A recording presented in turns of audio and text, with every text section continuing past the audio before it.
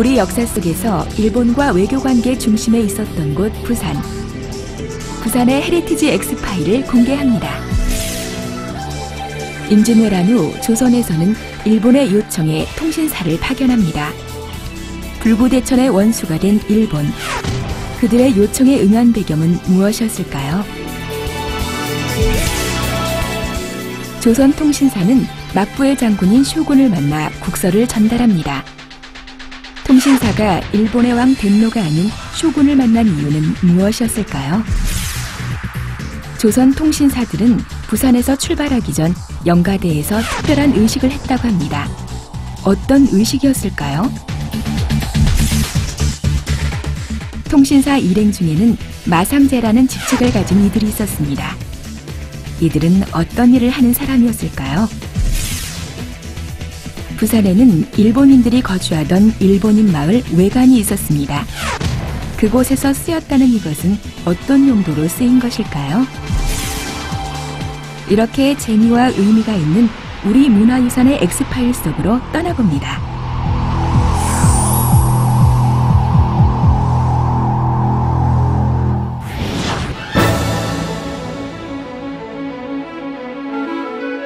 (1748년) 일본 곳곳이 들썩였습니다. 많은 사람들이 거리로 쏟아져 나왔는데 그것은 30년 만에 찾아온 큰 구경거리 조선 통신사 행렬을 보기 위해서였습니다. 조선에서 온 통신사 470여 명과 수행하는 일본인 2천여 명이 지나가는 큰 행렬. 한 곳을 지나가는데 무려 5시간이 걸리는 큰 구경거리였지요. 당시 에도에서만 50만 명의 인파가 몰릴 정도로 인기였다고 합니다.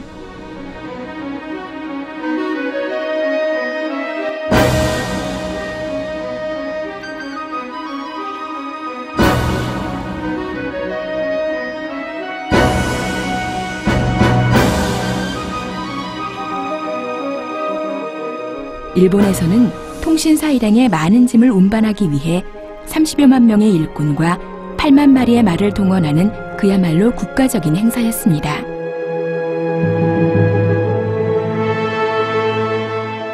부산에 있는 조선통신사 역사관. 이곳에서 조선통신사에 대해 알아볼 수 있었습니다. 조선통신사란 17세기부터 19세기 초까지 조선의 국왕이 일본에 파견한 사신이자 문화사절단이었습니다. 조선 정부는 1607년부터 1811년까지 모두 12번 일본에 통신사를 보냈는데 통신이란 신의를 나눈다는 뜻, 신뢰를 기반으로 한 조선과 일본의 평화와 설린 우호를 상징합니다. 통신사는 처음엔 회답겸세 환사라 불렸으나 1636년 제4회차부터 통신사로 불렸고 조선국왕의 국서 전달이 가장 중요한 목적이었습니다. 그런데 임진왜란과 정유재란이 끝난 지 불과 10년이 채 안 된 짧은 시간, 불구대천의 원수인 일본의 요청에 통신사를 보낸 배경은 무엇일까요?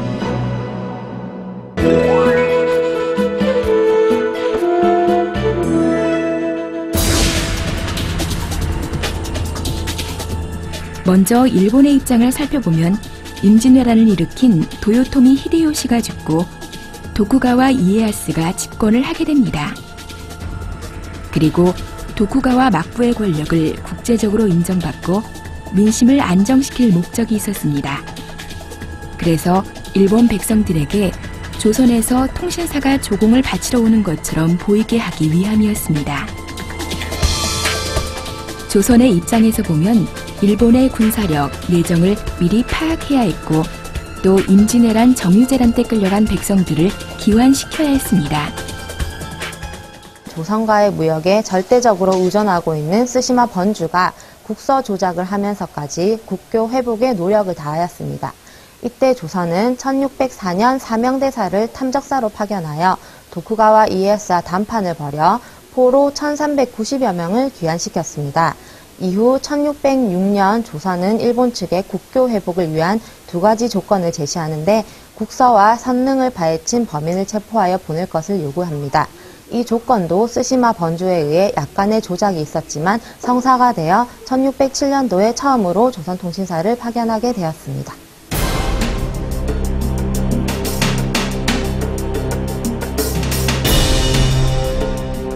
조선통신사가 일본을 방문하는 가장 큰 목적은 막부의 장군인 쇼군을 만나 국서를 전달하기 위한 것. 그런데 통신사는 일본의 왕 덴노가 아닌 쇼군에게 국서를 전달합니다.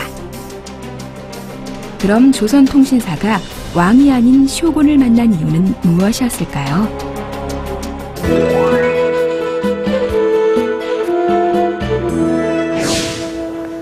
막부의 쇼군에게 통신사를 보낸 것은 실질적 통치자가 쇼군이기도 했고 임진왜란 이전부터 쇼군이 스스로를 일본 국왕이라고 칭하며 조선과 통상해왔기 때문입니다. 임진왜란 이후 조선에서도 천황이란 존재를 어느 정도 인지하고 막부의 장군을 관백이라고 지칭하며 쇼군을 기존 외교문서에서 일본 국왕이라는 호칭을 사용하던 것도 일본 대군으로 바꾸었습니다. 그렇지만 애초에 일본 측이 천황은 허수아비며 쇼군이 통치자임을 내세웠다고 합니다.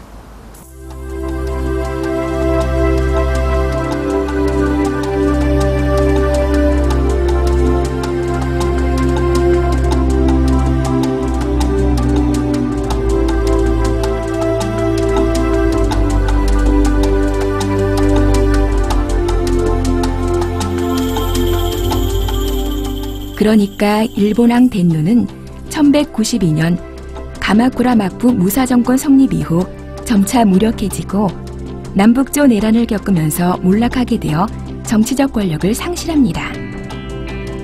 그래서 조선통신사는 당시의 국가 최고 권력자인 쇼군을 만났던 것이죠.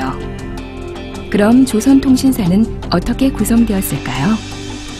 조선통신사는 총책임자로 국서를 받들고 가는 정사와 부사, 종사관 이렇게 3사를 포함해서 매회 평균 446명으로 구성되었습니다.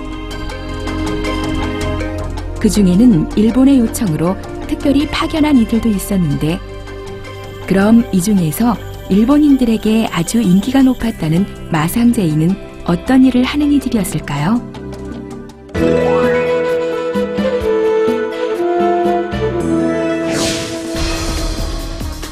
마상제는 기병들이 말 위에서 제주를 부리는 무예. 인조 때 일본의 사절로부터 마상제인을 보내달라는 요청이 있어 시작되었습니다. 네, 일본은 무예를 숭상하는 나라인 만큼 마상제의 큰 매력을 느꼈다고 합니다. 따라서 마상제의 인기가 높아지자 1636년부터 막부의 요청에 의해 계속적으로 2명씩 파견되었다고 합니다.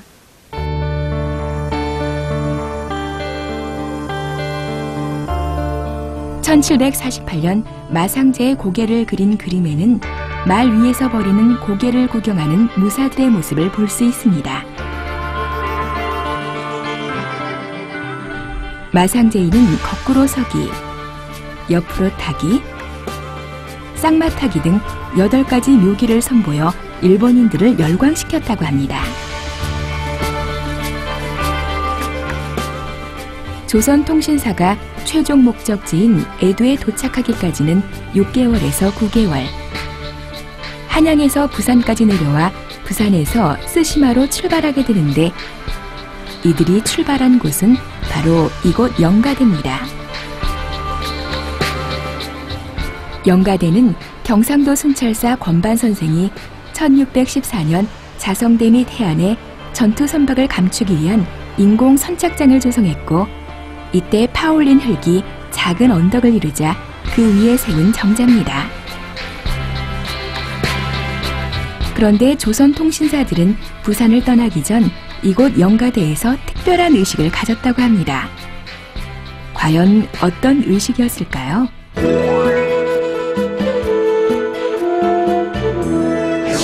네, 당시 일본으로 향하는 바닷길은 매우 험난하고 날씨를 예측하기가 어려워서 사고의 위험성이 컸는데요. 이에 안전을 기원하는 목적으로 영가대에서 제사를 지냈습니다. 이를 해신제라고 합니다.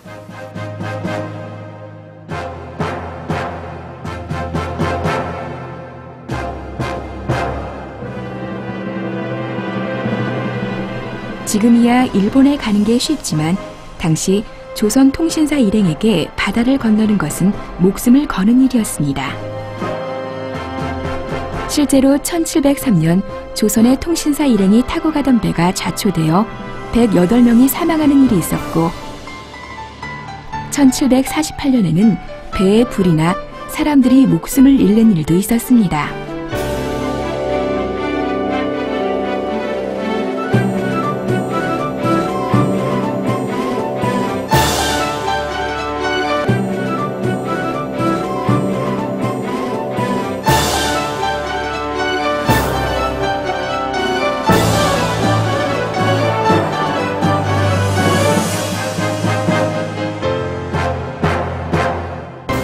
그러다 보니 해신제를 지내 무사하길 빌었던 것이죠.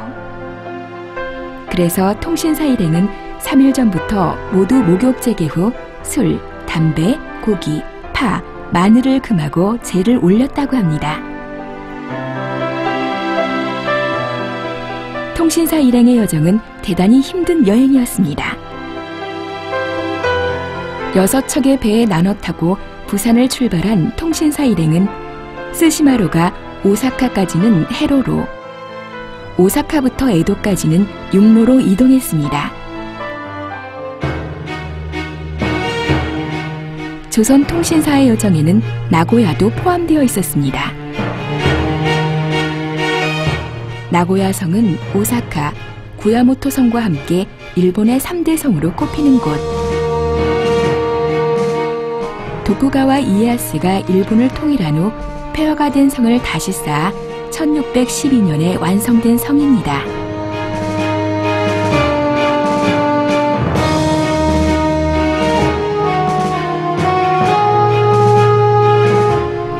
조선 통신사들은 일본인들에게 선진 문물을 전파하는 외교 사절단으로 여겨졌습니다. 일본인들은 조선 통신사와 필담을 나누었는데 통신사의 숙소 앞은 선진 기술과 학문에 대해 묻는 일본인들로 늘 북적였습니다.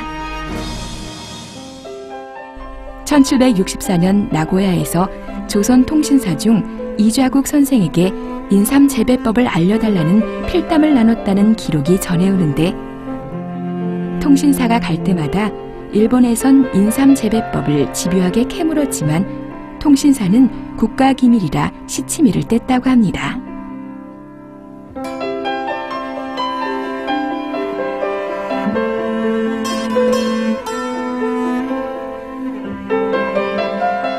일본인들은 조선 통신사의 글을 얻기를 갈망했습니다.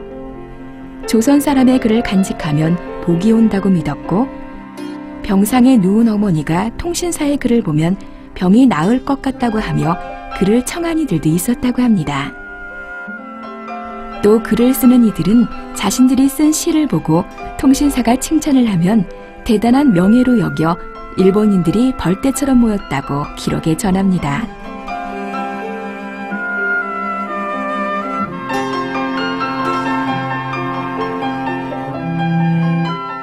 그래서 1719년 통신사로 간 신유한 선생은 새벽닭이 울 때까지 글을 써주었다고 적고 있습니다. 통신사로 떠나면서 시서로 오랑캐를 가르치겠다. 이렇게 호언장담한 그가 일본에서 9개월간 쓴 시는 6천여 수.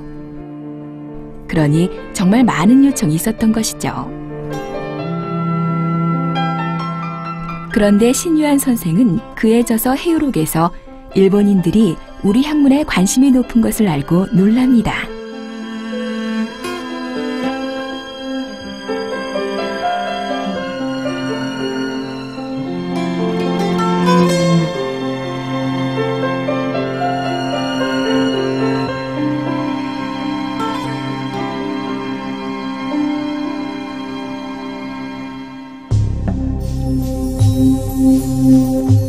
그런가 하면 반대로 조선 통신사들에게 일본 사회는 재미있는 호기심거리였습니다.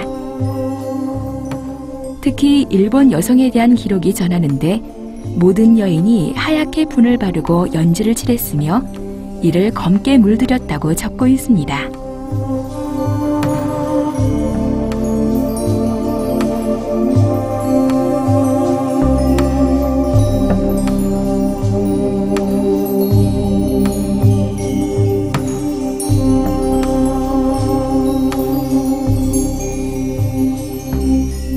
일본 여성이 이를 물들이는 것은 한 남편을 따르겠다는 서약의 의미라는데 에도 시대에 결혼한 여성만이 누릴 수 있는 멋이자 특권이었던 것이죠.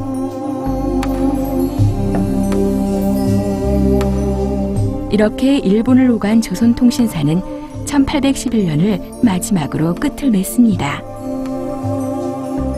조선과 일본의 경제적 부담이 컸기 때문이었습니다. 부산이 한눈에 내려다 보이는 곳에 위치한 용두산 공원. 120m 높이의 부산타워와 이순신 장군의 동상까지 당당하게 서 있는 용두산 공원은 부산을 상징하는 대표적인 공원입니다. 많은 시민들과 외국인들이 이곳을 찾아오지만 이곳이 조선시대 일본인들의 거주지였음을 아는 이들은 많지 않습니다.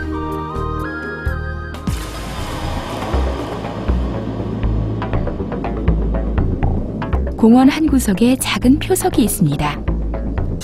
안내지도에도 나와 있지 않아 찾기 힘들었는데 이것이 조선시대 일본인들이 사는 외관이 있었던 곳이라는 표석입니다. 외관을 설치한 목적은 노략질을 일삼는 왜구를 합법적인 교역의 대상으로 끌어들여 무역을 장려하고 왜구로 인한 폐해를 방지하고자 한 것. 조선 전기에는 제포, 부산포, 연포 등 세 곳의 외관이 있었지만 계속 문제가 반복되자 1544년 부산포에만 외관을 남기고 다른 곳은 폐쇄합니다. 그러다 임진왜란 후 다시 부산포 외관만 운영하게 되는데 초기처럼 내륙으로 이동하거나 한양으로 상경이 허락되지 않았고 모든 교역 업무를 초량 외관에서만 처리해야 했습니다.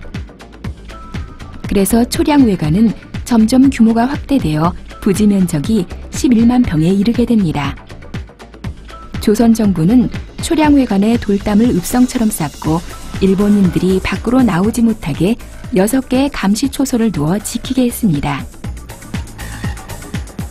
이곳에는 또 비석도 서 있었습니다. 부산박물관 야외 전시장에 놓여있는 이 비석은 약조 제찰비. 1683년 통신사로 일본에 간 윤지환 선생이 외관 규모가 커지면서 일어나는 외인들의 범법 행위 문제를 놓고 대마도지와 체결한 5개 조항을 적은 비석입니다. 밀무역을 하면 사형에 처하고 물품 거래할 때 노부세를 주고받으면 둘 다 사형에 처한다. 암거래하는 자는 모두 사형으로 다스린다는 내용 등 외관에서 여전히 문제가 많았음을 볼 수 있습니다. 그런데 특이한 물건이 있습니다. 당시 외관에서 쓰였다는 이것은 어떤 용도로 쓰인 것일까요?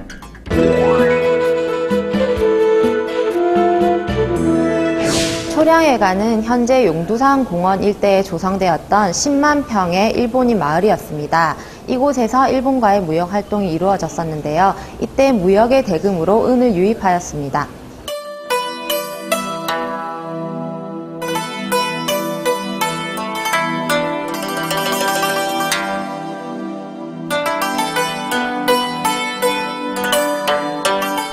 또 특이한 모양의 비석이 옆에 자리하고 있는데 이 비석은 유원각 선생 매안 감고비. 전통적인 비석은 목조 기와지붕으로 비각을 만드는데 이 비석은 전체가 석조로 되어 특이합니다. 1906년 만들어진 이 비석은 개항 후 우리 비석과 외식 비각이 결합된 독특한 양식인 것이죠. 조선 후기 대일 외교의 실무 관청이었던 유원각과 관련된 비석으로 유원이란 멀리 있는 것을 회유한다는 뜻. 조선시대 대일 외교 정책인 교린 정책을 나타내는 말입니다. 이렇게 일본과 관계 있는 유물을 살펴보고 우리는 다대포로 향했습니다. 다대포 모론대에 있는 다대포 객사. 조선 후기 다대포 일원의 방어를 담당하던 다대첨 절제 사형 건물 중 하나입니다. 다대포는 예로부터 왜구를 막기 위한 군사적 요충지. 임진왜란 때는 윤흥신 장군이 처음 전투에서는 왜군을 물리쳤으나 다음날 대군이 몰려오자 싸움 끝에 전멸한 아픔의 장소이기도 합니다. 이 건물은 일제강점기에 학교 건물로 사용되다가 1970년 이 자리로 이전한 것인데 좌우 건물이 없이 이 건물만 남아 과연 객사가 맞는지도 의문이 갑니다. 객사 건물은 가운데 정당과 좌우에 익실을 두는 것이 일반적인데 그것이 없다 보니 객사인지 아니면 다른 건물인지 정확한 답이 없는 것이죠. 이건 역시 일제강점기 나라 잃은 역사의 결과라고 할 수 있을 겁니다.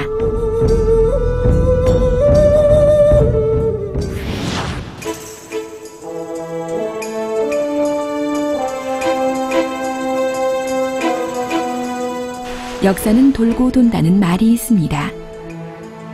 마치 매일 뜨는 해처럼 역사가 주는 교훈을 깨닫고 또 대비하지 않으면 우리는 역사 속에서 겪었던 일을 다시 반복하게 될지 모릅니다. 평화와 자유는 힘이 있어야 지킬 수 있고 힘이 없으면 다시 위기를 맞게 된다는 것. 부산에서 만난 우리 문화유산들이 우리에게 전해주는 역사의 교훈입니다.